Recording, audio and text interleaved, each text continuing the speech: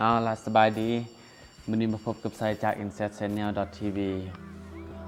มื้อนี้ไซจะมานำเสนอแอปตัวหนึ่งเนาะแอปตัวนี้มีชื่อว่าแอป Unread เนาะตัวนี้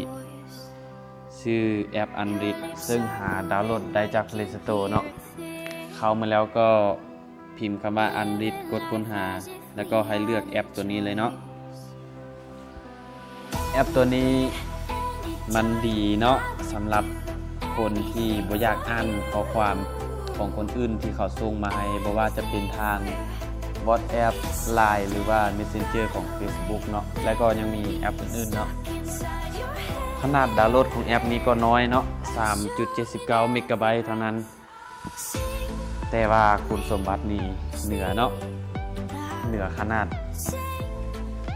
แอปตัวนี้มันจะนั้นเลยเนาะ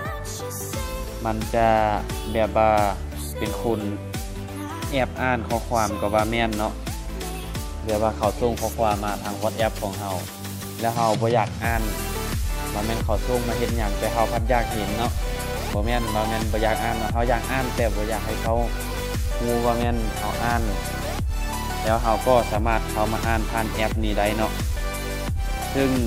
เขาจะบ่เห็นว่าแม่นเขาอ่านแล้วเนาะกดเข้ามาทำอิฐมันจะขึ้นหน้าตาแบบนี้เนาะเราก็อยากให้เรากดไปบอนนี้เลยก็ได้เนาะกดเข้าไปแล้วก็ให้มาเปิดบอนนี้เลยเปิดใช้งานบอนนี้เนาะ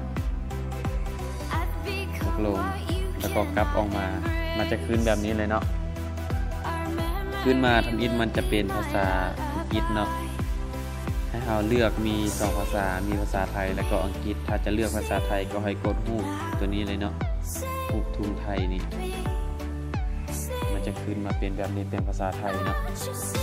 แล้วก็เขาจะตั้งค่าอีกอย่างก็มาเบิ่งตามนี้เลยเนาะ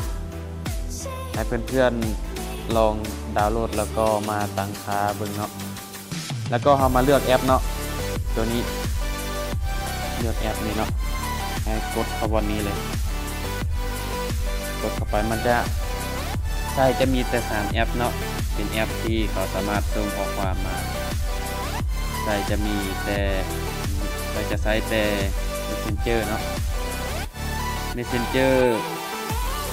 ของ Facebook เนาะถ้าว่าแม่นเฮาจะให้มันอ่านได้ก็กดนี้เลยเนาะถ้าว่าเป็นแบบนี้ก็อ่านบ่ได้เนาะแต่ถ้าเป็นแบบนี้ก็จะอ่านได้เนาะแล้วก็กดออกมาแล้วก็ตัวอย่างว่าเขาส่งข้อความมามันจะขึ้นแจ้งเตือนอยู่ถึงนี้เนาะมันจะขึ้นแจ้งเตือนมาเราบ่ต้องกดเข้าไปเบิ่งเนาะเราปล่อยมันแล้วก็เราเข้ามาอ่านอยู่ทางนี้เนาะทางแอปตัวนี้แล้วก็กดเข้าบอนนี้เลยเนาะถ้ามี LINE ก็กดมามันจะเรียนอยู่แบบนี้เนาะ LINE WhatsApp อีหยังแต่ใช้มีแต่ Messenger ถ้าว่าเขาส่งข้อความมาแล้วเราบ่ได้เขาอ่านมันจะขึ้นเรียนลงเลยเนาะตามอันนี้เลยเนาะแต่นี้เขาบ่ได้ส่งข้อความมาเนาะใส่ก็บ่มีดังนั้นถ้าว่าเพื่อนๆที่เขาส่งข้อความมาแล้วเราบ่ได้อ่านก็จะลงมาเลยเนาะเป็นรายการลงมาเลยเราสามารถอ่านได้แต่ว่าแม่นผู้เขาส่งมาเขาจะบ่เห็นว่าเราอ่านแล้วเขาจะเห็นว่าเรายังบ่ทันได้อ่านเนาะแต่ว่าอยู่ในแอปตัวนี้เราจะบ่สามารถตอบกลับได้เนาะเพราะว่ามันเป็นแอปอ่านซื่อๆโดยที่บ่ให้เขารู้แต่ถ้าอยากจะตอบก็มาเข้าผ่านแอปแล้วก็ตอบเองเนาะ